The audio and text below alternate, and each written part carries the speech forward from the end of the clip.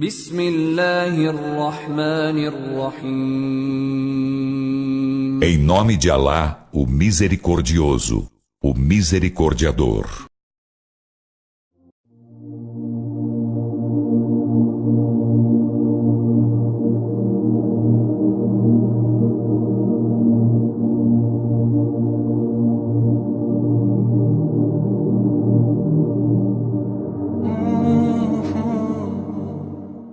ويجعلون لله البنات سبحانه ولهم ما يشتهون. E atribuem as filhas a Alá, glorificado seja, e a eles mesmos o que lhes apetece. وإذا بشر أحدهم بالأنثى ظل وجهه مسودا وهو كظيم. E quando a um deles se lhe alvíssara o nascimento de uma filha, torna-se-lhe a face enegrecida, enquanto fica angustiado. يتوارى من القوم من سوء ما بشر به أيمسكه على هون أم يدسه في التراب ألا ساء ما يحكمون. Esconde-se do povo por causa do mal que se lhe alvizarou. Retê-lo-á com humilhação ou soterrá-lo-á no pó. Ora, que vil o que julgam. للذين لا يؤمنون بالآخرة مثل السوء ولله المثل الأعلى وهو العزيز الحكيم. Aos que não creem na derradeira vida, cabe o pior qualificativo, enquanto Alá, o Altíssimo, qualificativo. E Ele é o Todo-Poderoso, o Sábio. ولو يؤاخذ الله الناس بظلمهم ما ترك عليها من دابة ولكن يؤخرهم إلى أجل مسمى فإذا جاء أجلهم لا يستأخرون ساعة ولا يستقدمون. E se Alá culpasse os homens por sua injustiça, não deixaria sobre ela ser animal algum, mas concede-lhes prazo até um termo designado. Então, quando chegar seu termo, não poderão retardá-lo uma hora sequer, nem adiantá-lo.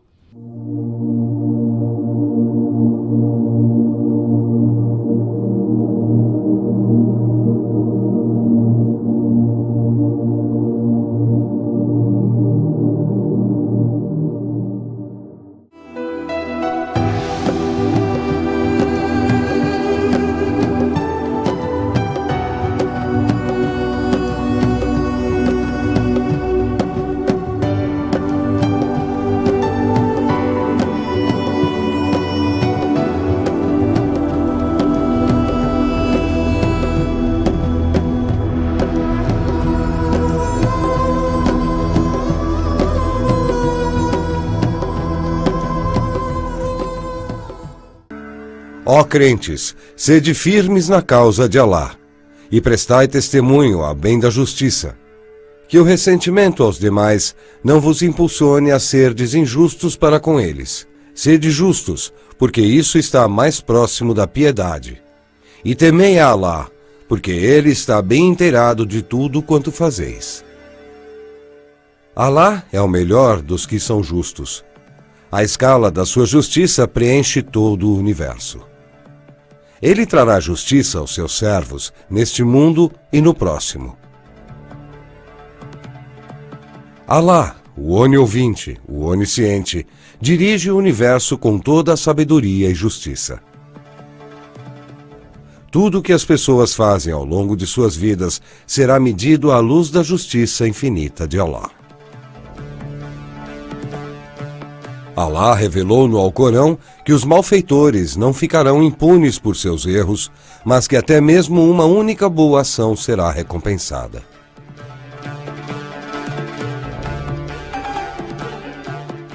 O bem e o mal não são os mesmos à vista de Alá, e Ele governa entre eles com justiça total.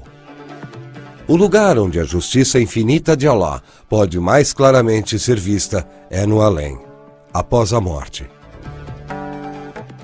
E é certo que Alá é aquele que nada esquece, o mais fiel às suas promessas. Todo ser humano, sem exceção, será recompensado no além por seus atos neste mundo. Aqueles que cometem o mal serão punidos por isso, e aqueles que creem em Alá e fizeram boas ações receberão dele a melhor recompensa possível.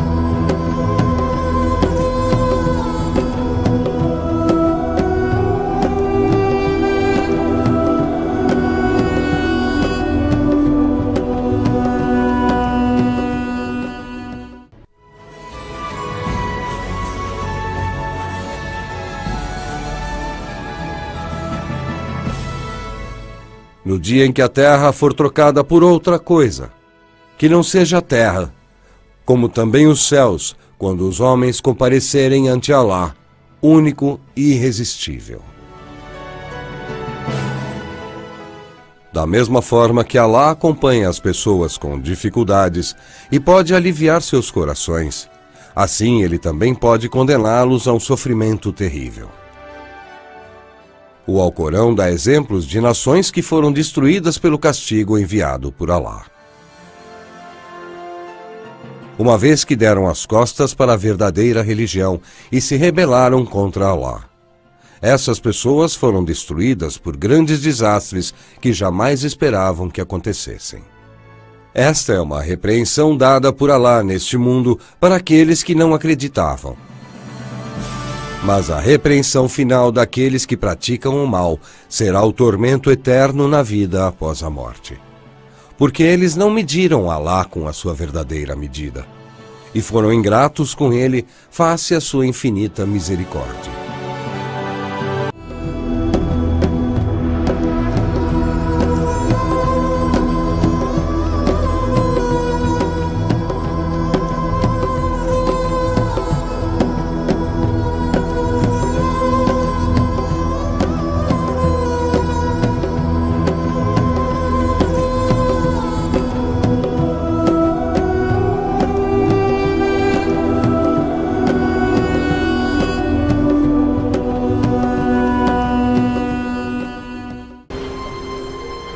E a trombeta soará, e aqueles que estão nos céus e na terra expirarão, com exceção daqueles que Alá queira conservar. Logo soará pela segunda vez, e ei-los ressuscitados, pasmados.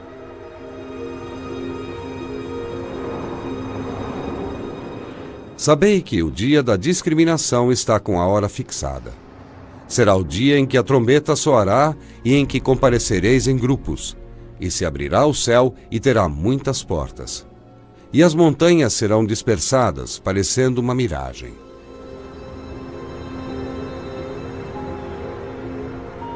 Sairão dos sepulcros com os olhos humilhados, como se fossem uma nuvem de gafanhotos dispersa.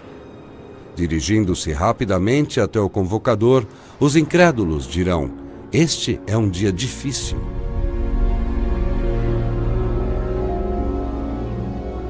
Tal acontecerá no dia em que a terra se fender acima deles e eles saírem apressadamente dos sepulcros. Isso será congregação fácil para nós. E a trombeta será soada, e ei-los que sairão dos seus sepulcros e se apressarão para o seu Senhor. Dirão: ai de nós, quem nos despertou do nosso repouso? Se lhes há respondido: isso foi o que prometeu o Clemente, e os mensageiros disseram a verdade. Bastará um só toque de trombeta, e eis que todos comparecerão ante nós. Pensais porventura que vos criamos por diversão e que jamais retornareis a nós?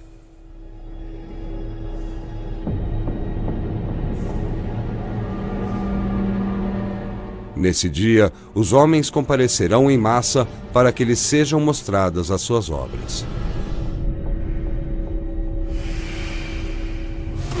Nesse dia seguirão um arauto, do qual não poderão afastar-se. As vozes humilhar-se-ão ante o Clemente, e tu não ouvirás mais do que sussurros.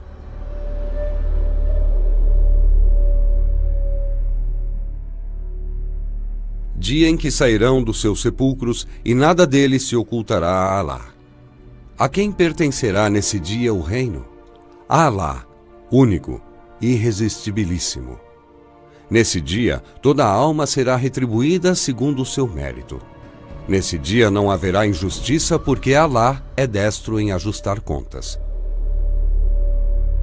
Admoesta-os com o dia iminente, quando angustiados, os corações lhes subirão às gargantas. Os injustos não terão inimigos íntimos, nem intercessores que possam obedecer.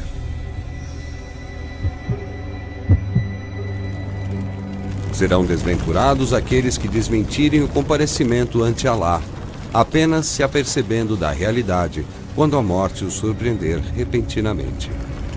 Gritarão: ai de nós por termos negligenciado. Porém, carregarão seus fardos às costas. Que péssimo será o que carregarão. Então serão apresentados em filas ante o seu Senhor, que lhes dirá: agora compareceis ante nós, tal como vos criamos pela primeira vez, embora pretendesseis que jamais vos fixaríamos este comparecimento.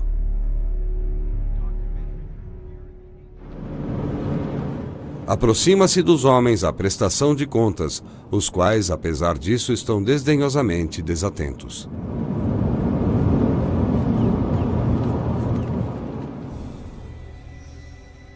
E a cada homem lhe penduraremos ao pescoço o seu destino, e no dia da ressurreição apresentar-lhes-emos um livro que encontrará aberto.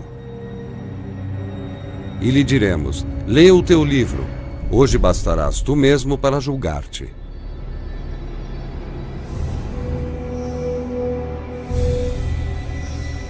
Então serão apresentados em filas ante o seu senhor, que lhes dirá: agora compareceis ante nós, tal como vos criamos pela primeira vez.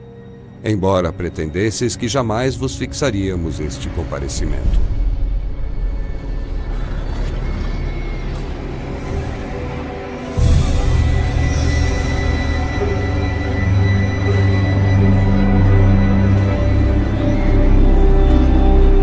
Nesse dia sereis apresentados ante ele, e nenhum dos vossos segredos lhe será ocultado. Então aquele a quem for entregue o seu registro na destra dirá: ei-lo aqui, lede o meu registro. Sempre soube que prestaria contas. Ele gozará de uma vida prazeirenta e um jardim sublime, cujos frutos estarão ao seu alcance. E será dito àqueles que lá entrarem: comei e bebei com satisfação, pelo bem que propiciastes em dias passados. Em troca, aquele a quem for entregue o seu registro na sinistra dirá: ai de mim, oxalá não me tivesse sido entregue meu registro, nem jamais tivesse conhecido o meu cômputo. Oxalá a minha primeira morte tivesse sido a anulação.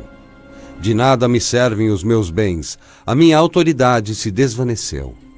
Será dito aos donos do fogo: pegai-o, amarrai-o e introduzi-o na fogueira. Então fazei-o carregar uma corrente de 70 cúbitos, porque não acreditou em Alá ou em gente, nem diligenciou no sentido de alimentar os necessitados.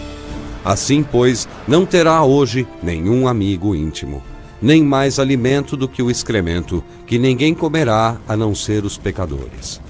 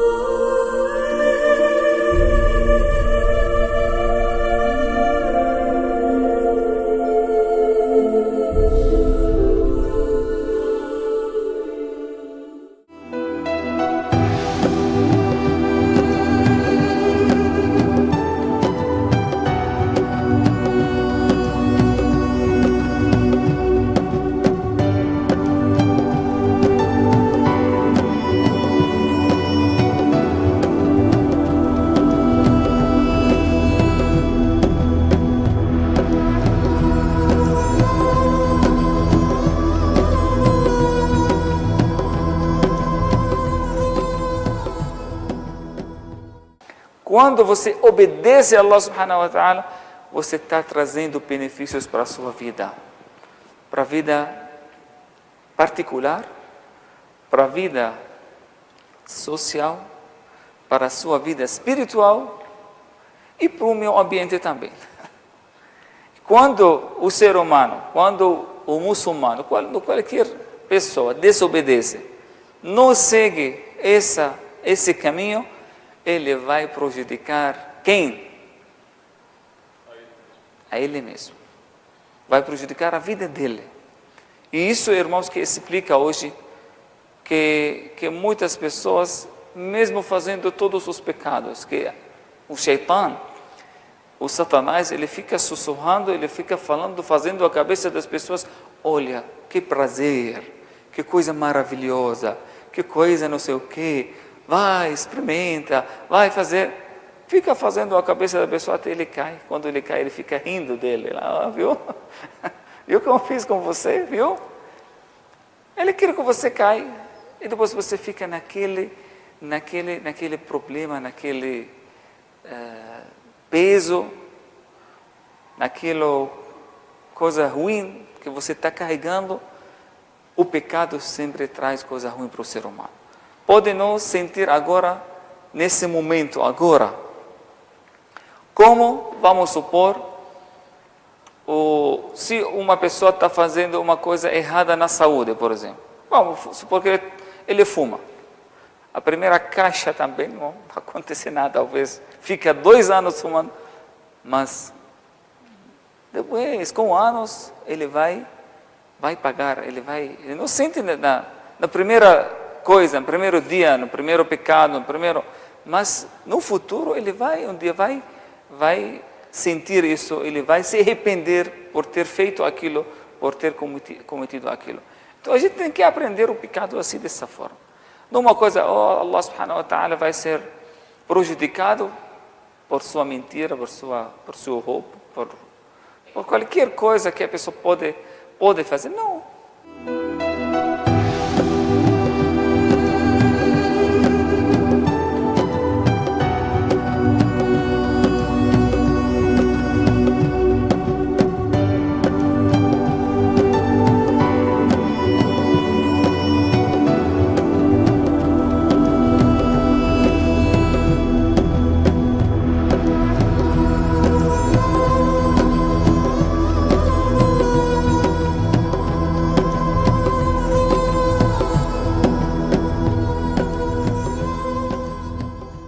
Conhecendo seus nomes, reconhecendo sua dádiva, sabendo seus atributos. E como amar o mensageiro de Deus? Conhecendo sua história, conhecendo sua vida, conhecendo seu esforço e seus companheiros. Então não tem outra forma de amar Deus e o seu mensageiro a não ser através do conhecimento correto. E o amor a Deus é algo sereno. Não é que a pessoa fica, põe a mão no coração e diga eu amo Allah. Isso não é amor a Deus. Pode ser emoção. Isso é emoção. Mas o amor a Deus é aquilo que, na prática, ele te impede de desobedecer o teu Criador e te motiva a praticar aquilo que o seu Criador deseja que você praticasse. Que Deus e o seu mensageiro sejam as coisas mais amadas para você. Mais amadas. Mais amado do que? Até que o sono? Até que a pizza? Sim. Até o carro, até a casa, até você mesmo, até que Deus seja, Deus, seu mensageiro, sejam as pessoas, ou Deus e seu mensageiro, mais amado para você sobre todas as coisas do mundo.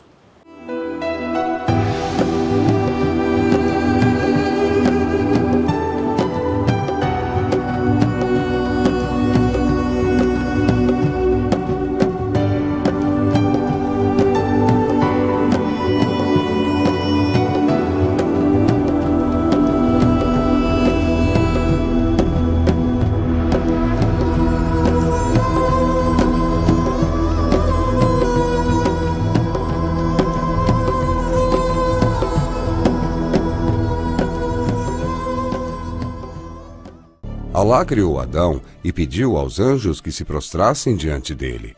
Enquanto os anjos obedeceram à ordem de Alá, uma entidade chamada Iblis não quis se prostrar, afirmando que ele era melhor do que Adão.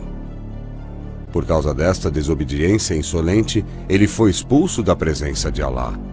No Alcorão, Alá fala da rebelião de Satanás contra ele e a sua expulsão da sua presença.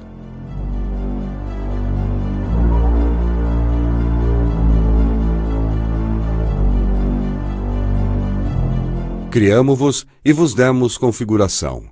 Então dissemos aos anjos: prostrai-vos ante Adão. E todos se prostraram, menos Lúcifer, que se recusou a ser dos prostrados.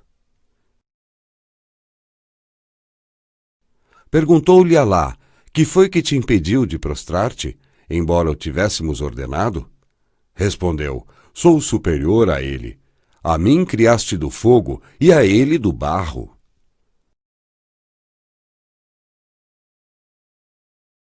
Disse-lhe: desce daqui, do paraíso, porque aqui não é permitido te ensoberbeceres. Vai-te daqui, porque és um dos abjetos.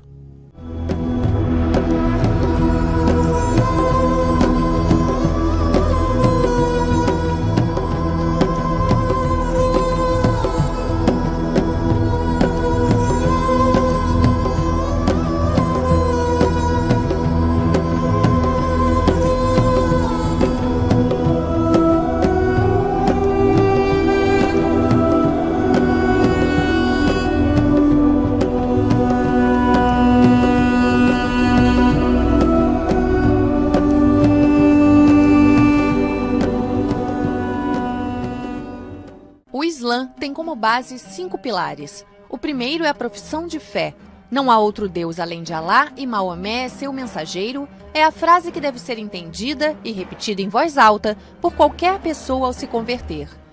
O segundo pilar é a oração, que deve ser feita 5 vezes por dia, com o corpo virado para Meca, ao amanhecer, meio-dia, meio da tarde, pôr do sol e noite. O terceiro pilar é a caridade. Todo muçulmano, de acordo com o que pode, deve doar parte de sua renda para ajudar os necessitados. O quarto pilar é o jejum do Ramadã. Todo muçulmano que já passou da puberdade e tem boa saúde não pode comer, beber e ter relações sexuais do amanhecer até o pôr do sol durante o 9º mês do calendário muçulmano. Esse é um momento da purificação espiritual, um gesto de compaixão por aqueles que têm fome e também de crescer espiritualmente. O quinto e último pilar é a peregrinação a Meca, a cidade sagrada do Islã. Todo muçulmano deve fazer a viagem pelo menos uma vez na vida, se tiver capacidade física e financeira.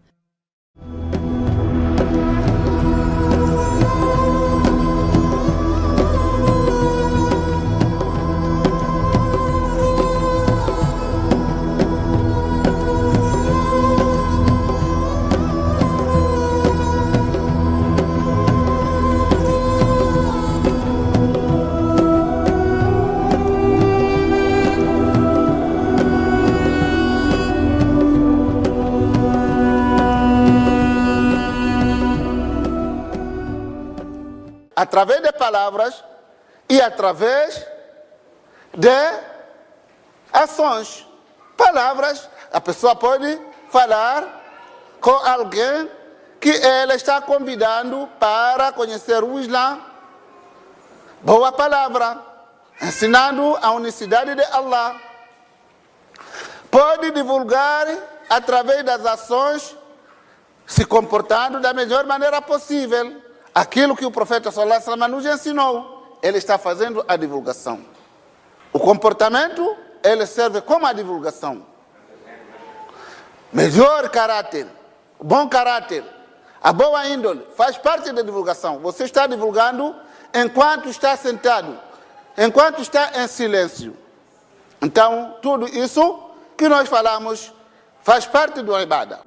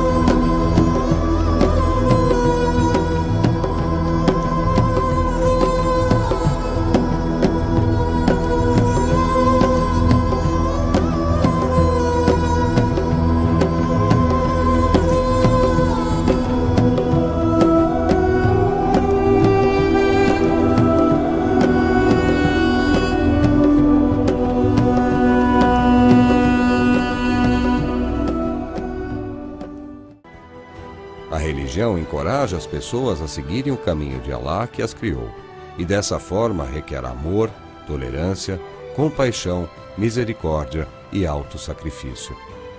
Aqueles que negam a Alá e se consideram simples animais selvagens serão agressivos, egoístas e sem piedade. E para uma pessoa que abraça essa horrível moralidade, isso é o suficiente para que ela caia sob a influência da atmosfera mística do satanismo para se tornar um satanista. Por essa razão, nós sabemos que a luta contra o satanismo é realmente uma luta de ideias. A maneira de proteger os jovens dessa ideologia pervertida é ensiná-los sobre a existência de Alá e sobre a verdade e a beleza da religião.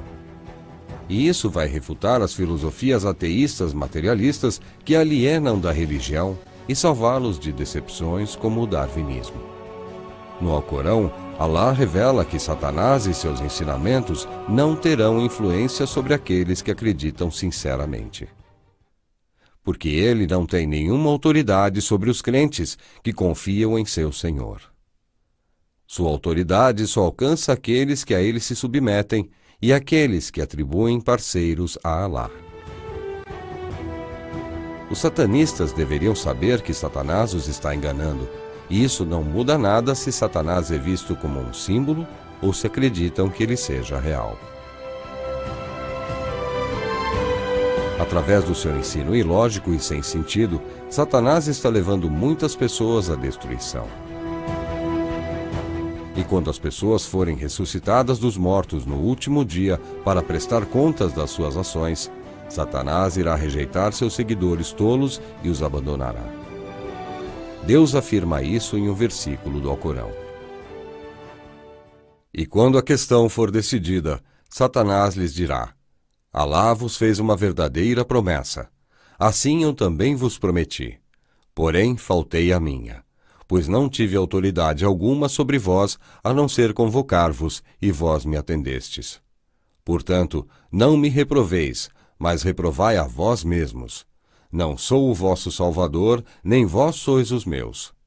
Renego o fato de que me tenhais associado a Alá, e os injustos sofrerão um doloroso castigo.